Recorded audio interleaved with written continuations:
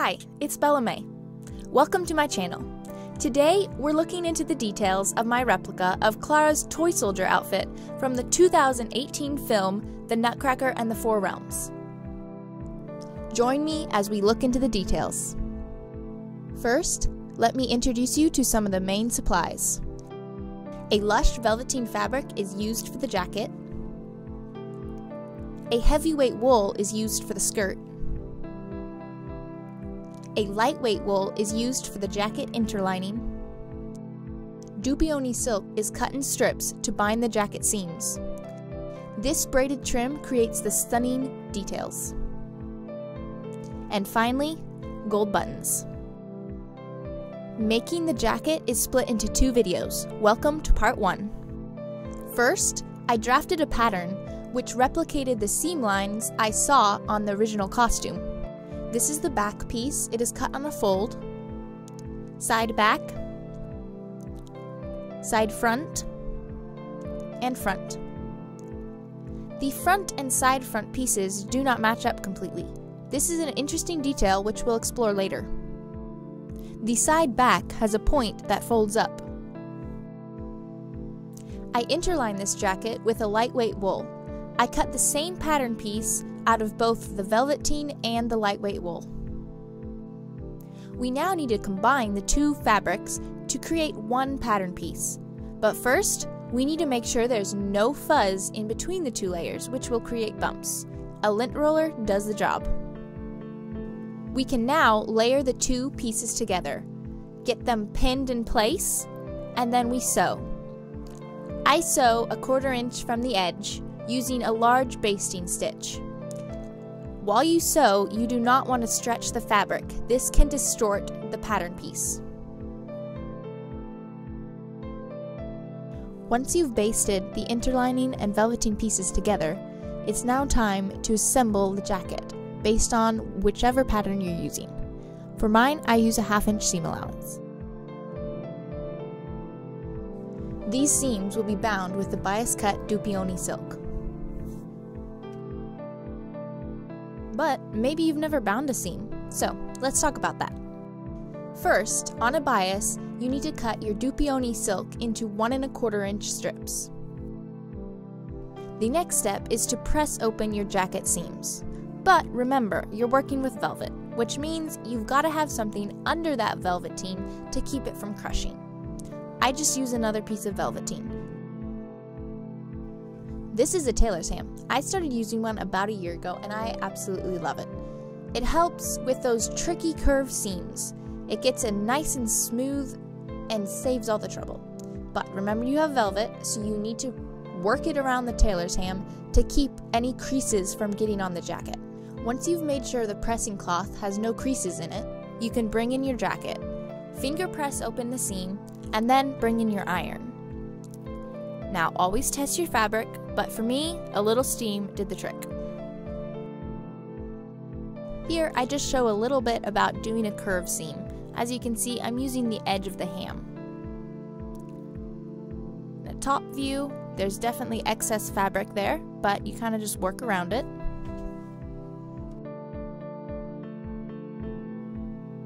Now it's time to attach the pieces of Dupioni silk to the seam allowance's edge. Here's what the piece looks like. The Dupioni silk is attached to just the seam allowance. Now let's sew. As you sew, make sure you're staying on the seam allowance. Once you're finished, it should look something like this. On those curved seams, you're going to have a side that has extra fabric. This is where you cut little notches out of that seam allowance. Once you've sewn bias binding on both sides of the seam allowances, you can now begin the next step. The next step is to take that raw edge of silk and tuck it under the seam allowance, and then pin it in place. Once you've done this down the whole edge of the seam allowance, it's now time to hand sew it in place. The stitch I use is a slip stitch. You go into the edge of the folded silk and then into the interlining. Do not go all the way through to the velvet. Just get a little bit of the wool interlining. This creates an invisible stitch from the outside. Work your way all the way down the seam, and then you work on the second side. The process of binding all the seams in this jacket definitely takes some time and requires some patience, but the finished result is so worth it. Look at that velvet poking through with that little shine of silk.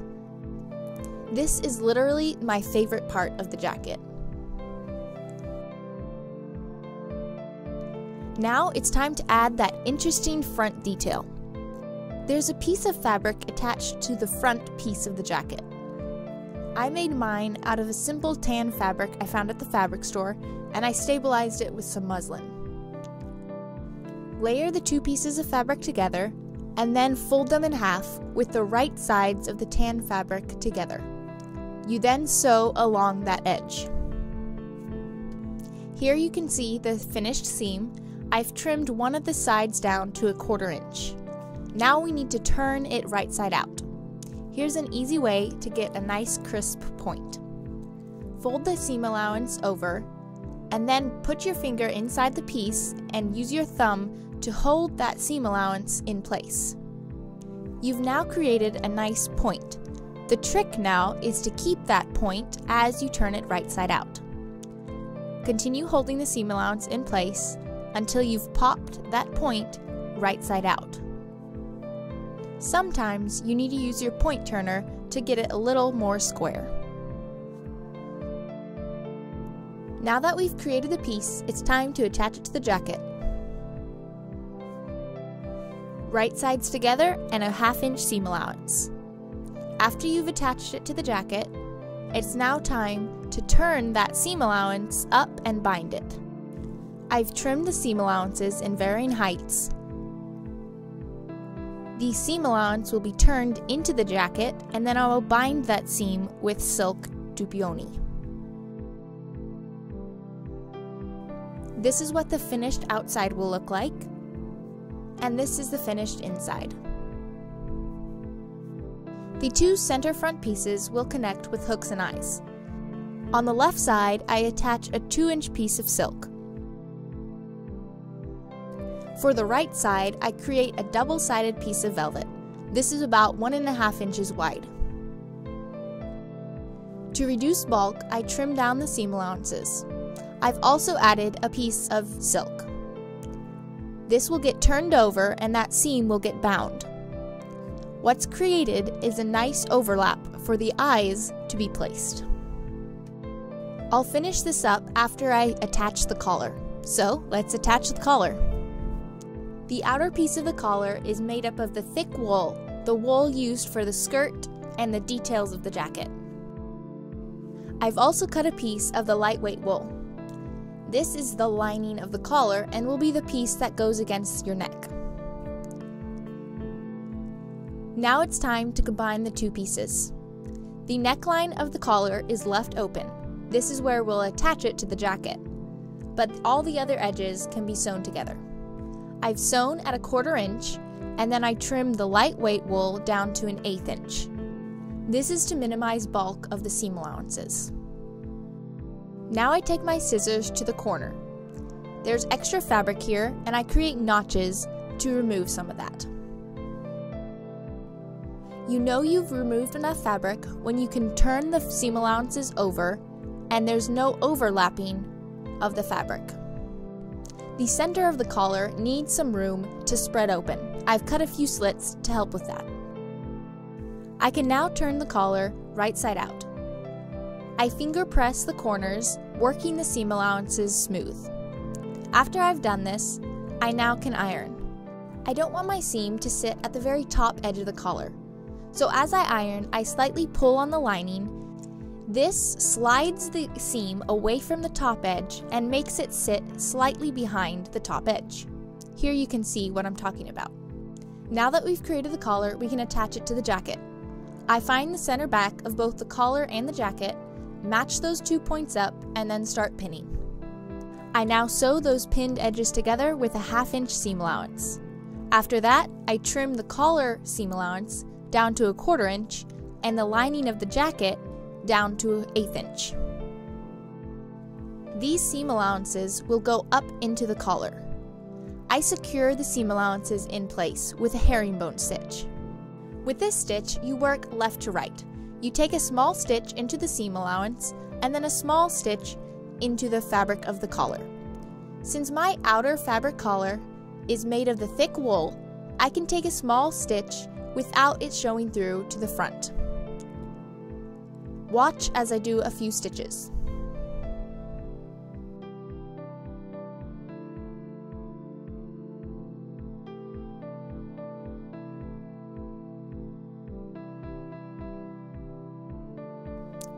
After tucking the seams of the front edge also up into the collar, I can now attach the lining. I fold the edge of the lining up into the collar and then pin that in place.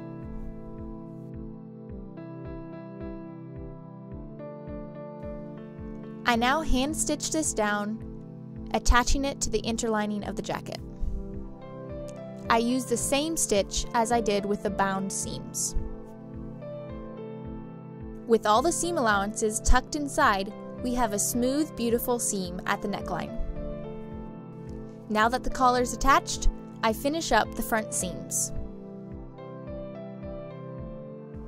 Both sides of the front closure have a silk dupioni strip that gets sewn in place. This binds the seam as well as creates a nice place for the hooks or eyes to be placed. We now have one more edge to bind, and that's the bottom edge. I've sewn a piece of silk dupioni along the whole bottom edge of the jacket. This edge then gets turned over and sewn in place. This is the finished result. Another beautifully bound seam. In order to call this bottom edge complete, we have to turn up those 2 points. I cover these points with pieces of red wool. I hand sew along that pinned edge to secure the red wool to the point. This edge gets tucked up inside the jacket. At the corner of the point, I sew a secure zigzag stitch. This is where the button will go. We then place trim along the edge. After we've placed some trim, I then bind that edge with silk dupioni. This edge will flip up inside the jacket. Once we hand sew that bounded seam in place, this is the finished result. Another beautifully bound seam. And there you have it, part 1 of making a Nutcracker jacket. As always, thanks for watching and learning with me. Click here to join me for part 2.